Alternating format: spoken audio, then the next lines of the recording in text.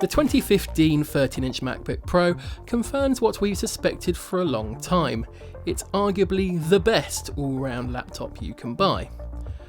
While people fawn over the insanely thin and light 12-inch MacBook, the MacBook Pro remains the perfect balance between performance and portability. The key new feature this year is the Force Touch trackpad. Instead of a traditional hinged mechanism, the new trackpad uses 4 force sensors in each corner and an electromagnet to detect how hard you press on the pad. The main benefit is every click feels the same whether you hit the top corner or bang in the middle. It's a subtle but brilliant sensation. You can even adjust the feel of the click between 3 different levels. Press a little harder than usual and you activate a force click. It's kind of like having a third click button, but it's more versatile. In QuickTime or iTunes videos, pressing harder on the seek button gives you fine control. Each time you press harder, it goes faster, and vice versa. Force clicking on a word brings up dictionary definitions and other options like Wikipedia entries.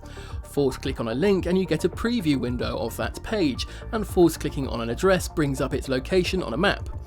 The force click options are interesting rather than essential, but overall the Force Touch trackpad is a great addition to the MacBook Pro. As with every update, the 2015 MacBook Pro is a little faster and lasts a little longer. This is down to Intel's latest Broadwell processors and faster flash storage. Geekbench suggests the entry-level version is 5% faster than last year, which is a decent enough return. Apple's claimed battery life is up from 9 hours to 10 hours for web browsing and 9 hours to 12 hours for video playback.